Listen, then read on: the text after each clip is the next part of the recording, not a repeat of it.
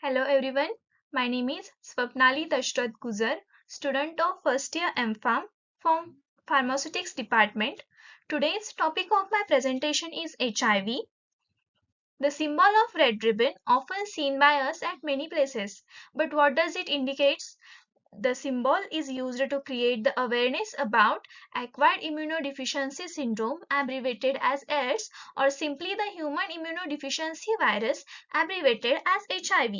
The concept of red ribbon was adapted to create the awareness about the disease as well as to morally support the people who is suffering from it. जैसे कि पिछले 2-3 साल पहले Covid pandemic में हम mobile पर एक caller tune सुनते थे कि हमें बीमारी से लड़ना है, बीमार से नहीं.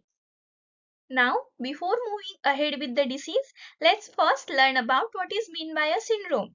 It is a condition identified by a set of related symptoms.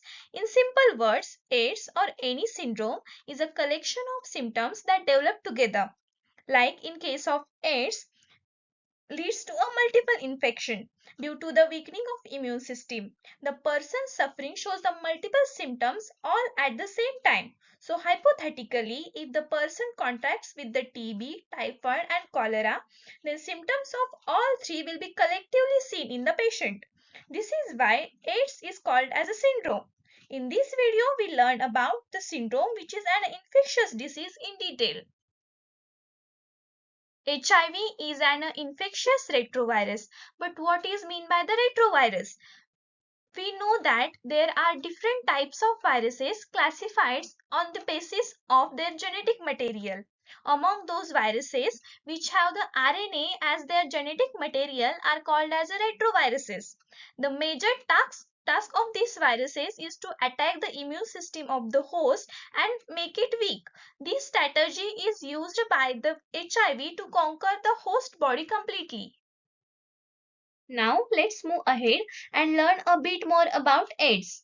This disease develops in HIV infected people if their immune system is severely compromised. The people suffering from AIDS are highly susceptible to any disease as their immune system loses the capacity to fight off even acute infections effectively.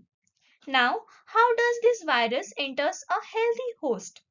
The HIV has a tendency to stay active and spread only through the body fluids. This can include blood, semen, placental transmission, and many other ways.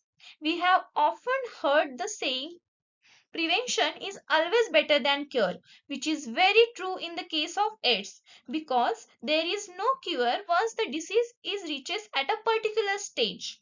The only thing that can be done is a prevention. And how is that achieved? Since the ages, the most frequent mode of transmission is through the sexual contact. Thus, avoiding the unprotected sexual intercourse is the best way to prevent the transmission of HIV. The another frequent method of transmission includes the blood transfusion. So, getting the blood transfused without the prior examination should be strictly be avoided. Also, the spread of HIV through the blood becomes possible with the use of syringe or the equipments which are already used.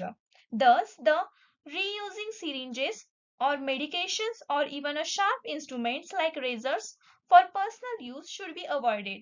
And lastly, HIV easily passes from a mother to her child during the pregnancy or delivery or through the breastfeeding. The diagnostic technique used for testing the presence of HIV is called as the enzyme-linked immunosorbent assay, abbreviated as ELISA. We know that the HIV is not really curable after a certain point. So what can be done in case person gets infected? There are different drugs available today that can be consumed to control the viral growth. Due to the technological advancement, now we do have few therapies known as the antiretroviral therapies which can be performed on the victims of HIV infection. With this, we come to an end of our discussion on the topic of AIDS and HIV. Thank you for staying with me till the end. Thank you so much.